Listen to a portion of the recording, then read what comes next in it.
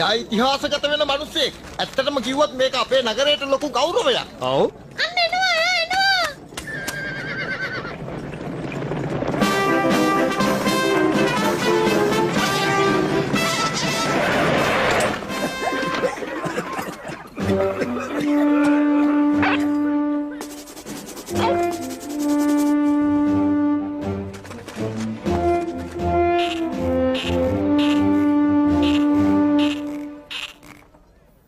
මං හිතුවා මීට වඩා උස ඇති කියලා.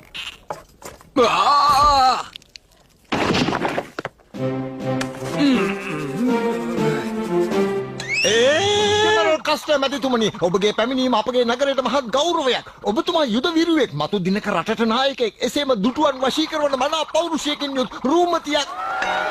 ඔබතුමාට විශ්වාසද ඔක ජෙනරල්තුමා පිළිගන්න කතාව කියලා? එපා එපා එපා ළමයි ඔය මල් ළඟට ගේන්න එපා. කිඹුහුන් යනවා. බටහිර ප්‍රදේශයේ මේ පුංචි ගම්මානයේ වැසියන් ඔබතුමාට ඕනෑම සහයෝගයක් ලබා දීමට බැඳී සිටිනවා. ඔය ඇති කතාව ලස්සනයි. බොහොම ස්තුතියි. මහත්වරුනි, ඒ වගේම නෝනාවරුනි, මට ඔයාලගේ හිතේ තියෙන දේ තේරෙනවා. ඕගොල්ලෝ හැමදාමත් අර පිහාටුකාරන්ගේ වදහිංසාවට ලක් වුණා. ඔබ සමතන් ඉවසීමේ සීමාව පැනලා ඉන්නේ. මං ඕන් ආපහු යවනවා. ඕන් ආපු තැනටම. ඒ කියන්නේ ප්‍රංශෙට. ඔබට වැරදීමක් වෙලා ජනරාල්තුමනි. ඔය පිහාටුවත් එක්ක අපි බොහොම සාමදානෙන් ඉන්නේ. මොකද ඒගොල්ලෝ හරි සාමකාමී. ඒක වෙන්න බෑ. පිහාටුකාරයෝ සාමකාමී මිනිස්සු නෙවෙයි. ඒ කතාව ඇත්ත වුණත් අපි ඒගොල්ලෝ එළවලා දාන්න ඕනේ. ඔව්. වීරයෙක් වුණාට මොලේ කලදක්වත් නැහැ. ගිහිල්ලා අතට අත දීලා යාට සුබ පතන්න ඕන. ඔබේ පැමිණීමට මගේ බලවත් කනගාටුව. ඒයි ඕන්න නැති කතා එපා මෙහෙන්න. හරිම ලස්සන කුක්කෙක්. හොඳ පෙනුමක් තියෙනවා. ඇස් දෙක දිහා බලපුවම තේරෙනවා හොඳ ඥානවන්තයෙක් කියලා. මෙයා හොඳයි අපේ සේනාංකේ ලාංඡනයේට. එයා මොකද මට අපහාස කරන්නේ? යුද්ධ කළාමද කොහෙන්ද මොලේ සවුත් වෙලා? සෙබළුනි අසුන් පිට අසුන් ගැනීමට සූදානම් වෙනු. අදියේ ඉහළට.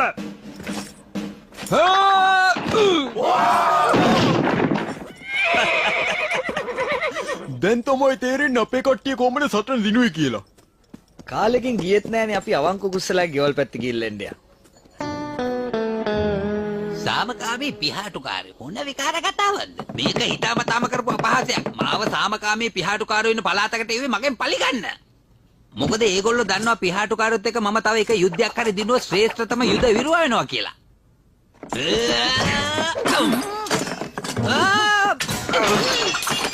එයා බය වෙලා.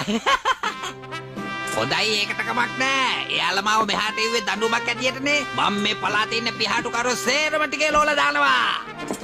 මේ කෑම හදලා තියෙන පිහාටුකාරින්ගේ එළවලු වලින්. අපෝ යෝ ජෙනරාල්තුමනි, මේ හැමෝම කන්නේ පිහාටු ඇත්තන්ගේ එළවලු තමයි. ඉතින් ඒවට දාන්නේ කාබනික පොහොරනේ.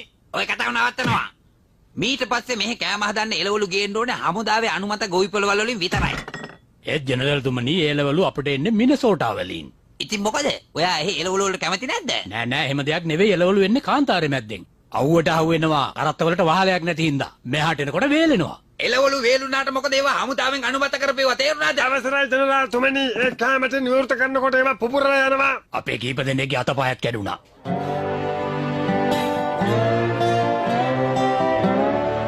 වසවිස නැති තක්කාලි එන්න අරගන්න. මම ඉස්සෙල්ලාවේ. මේ පිහාටුකාරයන්ගේ එළවලු මෙහෙ විකුණන එක සම්පූර්ණයෙන් තහනම් කරලා තියන්න. කපිතාන් එහෙම දෙයක් කරන්න ඔබට අයිතියක් නෑ. ඒක ජෙනරාල්තුමාගේ නියෝගයක්. මේ අවංක උකුස්සා මැතිතුමාට මම අවසර දීලා තිනවා මෙතන වෙළඳාම් කරන්න. ඒක දැන් නවත්තන එක තේරුමක් නැති වැඩක්. තේරුමක් නැති වැඩක් කිව්වා. ඕගොල්ලොන්ටයි තේරෙන්නේ නැති. මේ පිහාටුකාරය කරන වැඩේ තේරෙන්නේ නැද්ද? එයා එළවලු වෙනදාමක් නේ කරන්නේ. හරියට හරි. එළවලු විකුණනවා. ඒක ඇතුලේ තියෙන මේ කතාව. මේගොල්ලන්ට මේ විදියට එළවලු විකුණන්න අවසර දුන්නොත් මුළු රටේම එළවලු වෙළඳාම ඒගොල්ලන්ගේ අතට යනවා. ඊට පස්සේ පිහාටුකාරයෝ ටික කාලෙකින් එළවලු වෙළඳාම් මාෆියාවේ රජවරු වෙනවා.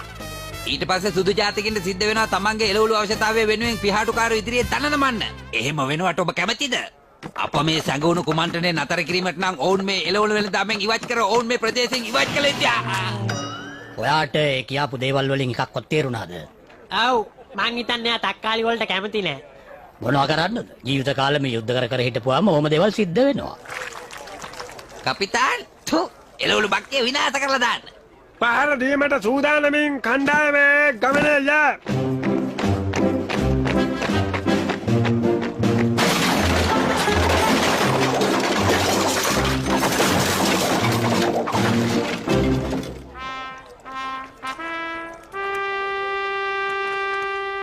සාර්ථකයි ජනරාල් තුමනි. මීට පස්සේ මේ නගරයට පිහාටුකාරයින්ට එන්න තහනම්. මේ විදියට ගියොත් අවංක උකුස්සක් ඉවසීමේ සීමාව නැති වෙන්නත් පුළුවන්. කලබල වෙන්න එපා. මම ජෙනරල් එක්ක සාකච්ඡාවක් සූදානම් කරන්නම්. එයා ඇඟ හොදගෙන ආවට පස්සේ. ඔක්කොම එළවලු ටික මගේ ඇකට දැම්මේ. හොඳයි මං කැමතියි.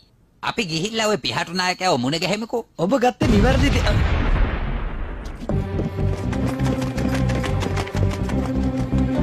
අදේ පිපුරුවේ. ජනරාල් තුමනි අපේ කෝකියා එළවලු ටින් එකක් විවෘත කළා. හොඳයි. එහෙනම් අනිද්දා උදේ 7:17ට පතොග්ගස් 3 හන්දියේදී අපි මුණ ගැහෙනවා. අර ලස්සන බල්ලා ඔයාගේද? ඔව් කාලයක් තිස්සේ මාත් එක්ක එහෙම යනවා. ඒ වුණාට එයාගේ ඔළුව එච්චර හොඳ නෑ. ඇත්තටම මේ බල්ලට ඔළුවක් තියෙනවද? මාත් කල්පනා කරුවා මේ පටිය ඩුඩින් තියෙන මොල්ලිය මොකද්ද කියලා. එයා උසස් පෙළපතක බල්ලෙක් නේද? නෑ ඔය පාරේ බෝක්කුවක් යට ඉඳලා හම්බුනේ. හොඳයි කුක්කෝ. අපේ සේනාංක ලාංඡනයේ හැටියට ඔයා තෝරගත්තා. ඔයා මෙහි ඉන්න කැමති නේද?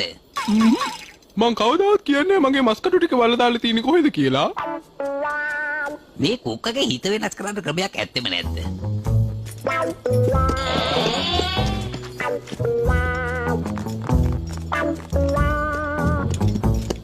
දිවා ආහාරය ගන්න.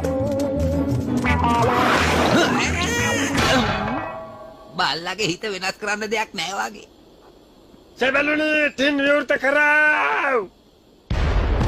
අගෝල් පසුබසනෝ. මේවත් පිඤ්ඤතනේ හරියට මණ්ඩක් ආවේ. අපිට පිහාටු ඇත්තන්ගෙන් එළවලු ගන්න තානම් කරාට පස්සේ අපි දැන් මේවා ගෙන්නන්නේ නිව්යෝක් වලින්. එහෙ ඉඳලා එනකොට මේවා ඔක්කොම වේලෙනවා. මේ මොනවද? වේලිච්ච මිරිස්ද? නෑ නෝනා මිරිස් නෙමෙයි ඔය තියෙන වේලිච්ච කැරට් වගේක්. මේ ජරාව කනමට වඩා හොඳයි බඩගින්නේ ඉන්න එක. මට යුද්ධේ පටන් ගන්න හොඳ හේතුවක් තිබුණා නම් හරි. ඊට පස්සේ මගේ වැඩ ටික මම පෙන්නන්නම්. එන්න. ජනරාල් තුමනි අලුත් ලාංඡනයේ සහිත බැජය අපිට ලැබිලා තියෙනවා. හොඳයි. එයාගේ සම්පූර්ණ රූපෙම නැති නිසා පෙනුම ටිකක් මදි. හරි අදහසක් ආවා. මේකයි කරන්නේ. කුක්කව කොහේ හරි හංගලා පිහාටුකාරෝ ගෙනිච්චයි කියලා චෝදනා කරනවා. මේ වගේ හොඳ යුද උපක්‍රම සිහියට එන්න නම් මං වගේ දක්ෂයෙක් වෙන්න ඕනේ. මේක තමයි මගේ අන්තිම සටන වෙන්නේ. මොකද්ද පිපුරුවේ? කැරට් ටින් එකක් ජනරාල් තුමනි. අසියන්ත දැන්වත් දවල් කෑම කන්න පටන් ගත්තා.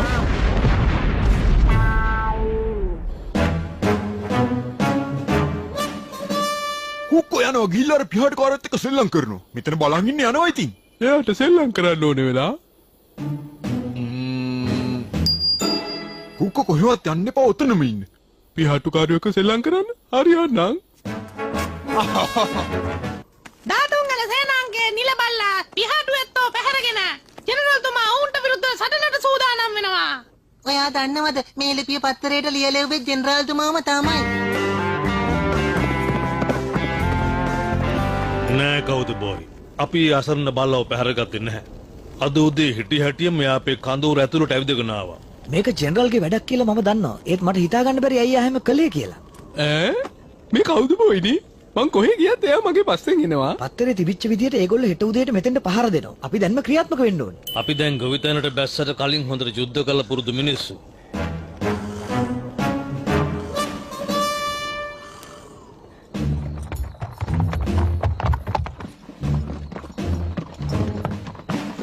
බලකොටුවේ ආරක්ෂාවට කාව හරි තියෙනවද ජනරාල්? නෑ.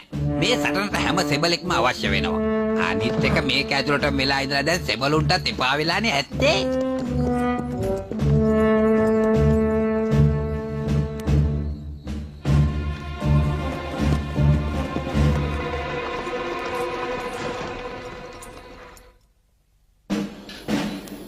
කවුරක්වත් මෙතන නෑ ජෙනරල්. ඇතුලේ එක්කෙනෙක්වත් නෑ. ජනරාල් තුමනි ඔවුන් කඳවුර අතහැර ගොස්. හරිම අසාධාරණයි. අපි යුද්ධයට එනකොට ඒගොල්ලෝ මෙතන ඉන්නේ නැතුව පැනලා යනවා. දැන් ඉතින් කාත් එක්ක තමයි යුද්ධ කරන්නේ. ඒගොල්ලන්ගේ එළවලු කොටුව විනාශ කරලා දානවා. පුළුවන් නම් එළවලු ටික සාක්කුවට දාගන්න.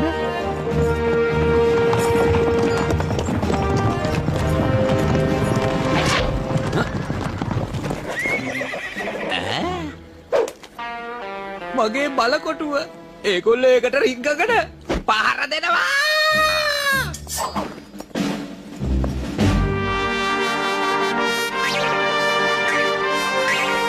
කට්ටිය ඇවිල්ලාද? ඒගොල්ලෝ මොනවද කරන්නේ? අනේ පෙන්නන්නකෝ.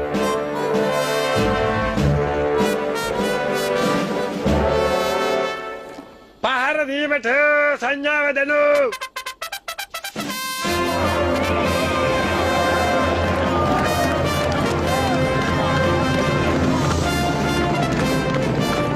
ඇස්සිද අපි සූදානම් සහෝදරයා. පාර දෙනු. මොනවා?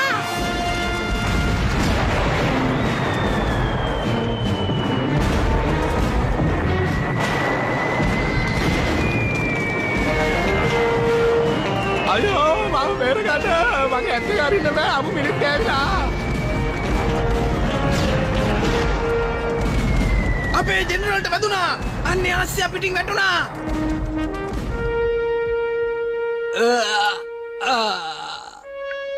අයියෝ මේ වගේ අපහාසයක් ජීවිතේට වෙලා නෑ.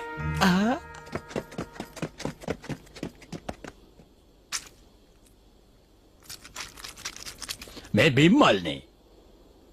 බිම්මල් ඔව් තක්කාලි සෝස් දාපු බිම්මල්.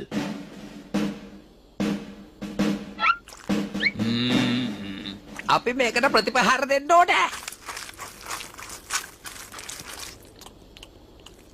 අර කලින් කාපු ටින්ගෑමට වඩා මේක නම් හොඳයි වගේ. අපිට මෙතන ඇති වෙන්න කැම නම් තියෙනවා. ඒත් වතුර තමයි ප්‍රශ්නයක් වෙන්නේ. ඒ ගැන බය වෙන්න එපා කවුද බොයි. අපේ දක්ෂ මන්ත්‍රාචාර්යවරයාට ආරාධනා කරමු වැහිනටම නටන්න කියලා.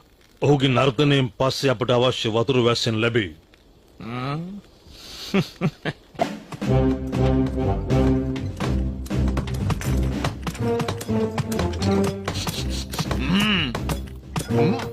ඒ පිහාටුකාරයෝ රසට කෑම හදනවා වගේ. අද මොනවද කන්න තියෙන්නේ? වෙන මොනවද ඉතින් පතොක් සුප් තමයි. අපරාධය අර ටින්කර පෙළවල ටිකවත් තිබ්බනම්. මෙහෙම වෙන්නේ කොහොමද? හරිනම් පිහාටුකාරීන්ටයි කැම නැති වෙන්න ඕන. ඒත් දැන් අපිටයි කැම නැති වෙලා තියෙන්නේ.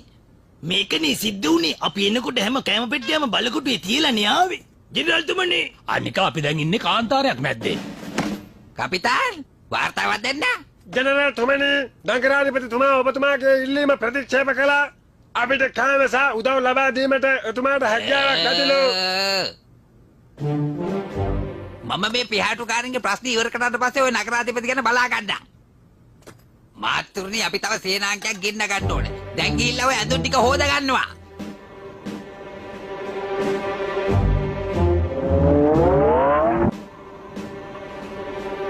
එයාලට වතුර තියෙන්නේ ටිකයි. ඒවත් නිල ඇඳුම් හොදන්න පාවිච්චි කරනවා. ජෙනරාල්තුමා ඒගොල්ලන්ගේ නිල ඇඳුම් ගැන මෙච්චර හිතන්නේ තව සහායට සේනාංකයක් එනවා ඇති. මං හිතනවා මේ ප්‍රශ්නටත් කවුද බෝයි ළඟ හොඳ විසඳුමක් තියෙනවා ඇති කියලා. හරි. අපි මේ විදිහට කරමු. ඇඳුම් ගලවන්න.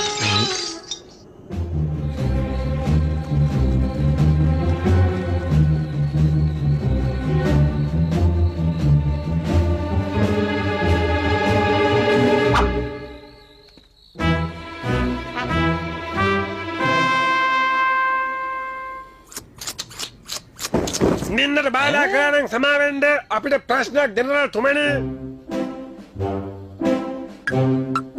ජෙනරල් තුමනි මේ දිසාව බලන්න.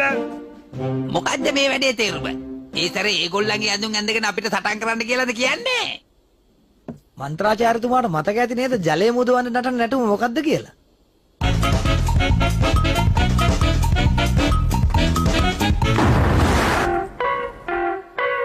මං හිතන්නේ පොඩි ළමයෙකුට උනත් තේරෙනවා ඔයාගේ නැටුවේ ගිනි නැටුම කියලා.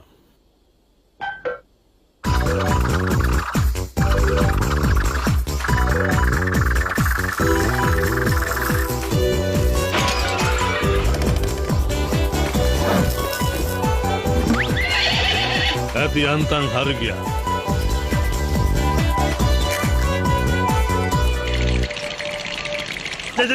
ජනරල් තුමනි අර පිහාටුකාරයන්ගේ අනු ගැනකට අවසර දෙන්න. බෑ ඒක කරන්න බෑ.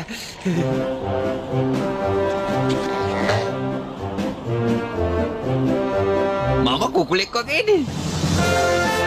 පේන විදිහට පිහාටුකාරයෝ බලකොටුව වට කරලා වගේ තියෙන්නේ. මේ ඉතිහාසගත වන මොහොත ඡායාරූපගත කිරීම ඔයාගේ වගකීම. ජෙනරල්තුමා මුදා ගන්න මෙහෙයුමට මම පුද්ගලිකව මාන දෙනවා.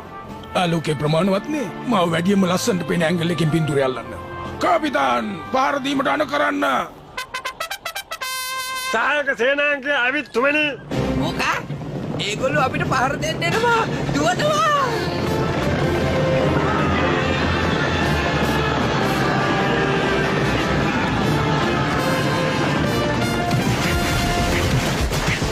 ඇත්තටම කවුද බෝයි ඔයා යුද්ධයට හොඳ දක්ෂයෙක්නේ. දක්ෂකන්නන් තව ඕන තරම් තියෙනවා. ඒත් නරක වැඩවලට මං කැමති නෑනේ.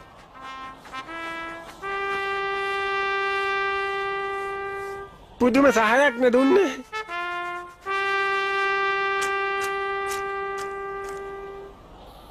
ඕනම කෙනෙක් අතින් වැරද්දක් වෙන්න පුළුවන්. ඒත් මොකද මේ ඔයා පිහාටුකාරයෝ වගේ ඇඳගෙන කරන විකාර වැඩේ?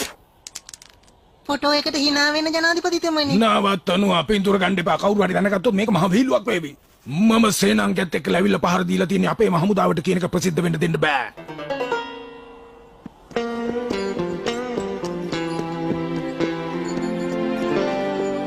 ජනාධිපතිතුමනි මම අවංක කුස්සගෙන් පණිවිඩයක් අරන් ආවා. එයා කියන විදිහට නම් මෙතන කිසිම ප්‍රශ්නයක් උනේ නැහැ. ඒ කතාව ඇත්ත. මෙතන කිසිම දෙයක් උනේ නැහැ. මං හිතන්නේ මෙතන ඉන්න හැමෝම පිළිගනිවි මෙතන කිසිම දෙයක් උනේ නැහැ කියලා.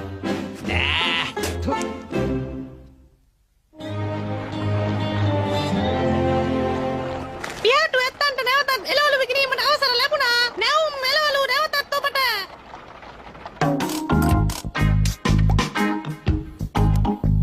අපේ මන්ත්‍රාචාර්යතුමා මීට පස්සේ වරද්දන්න නැතුව වැහිනටම හරි විදිහට නැටුවොත් අපිට මුළු පළාතටම බෙදන්න පුළුවන් විදිහට අස්වැන්නක් ගන්න පුළුවන් වෙයි.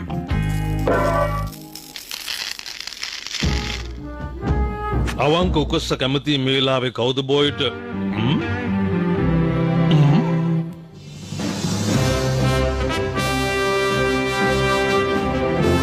එයාලට අපිට වඩා 10 ගුණයක සේනාවක් ඉන්නවා. ඒත් අපි බය නෑ. අපේ තුවක්කුවේ කොයි දුනු විතල වලට හැප්පෙන්න බෑ. ගහනවා.